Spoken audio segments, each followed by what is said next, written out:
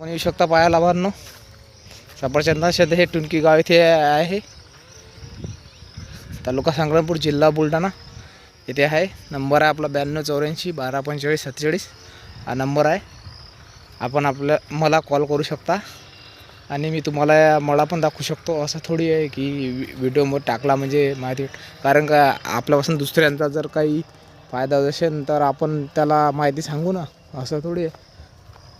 तर बघू शकता तुम्ही, हा घेरा बघा कसा घातलेला आहे सफरचंदांच्या झाडांनी.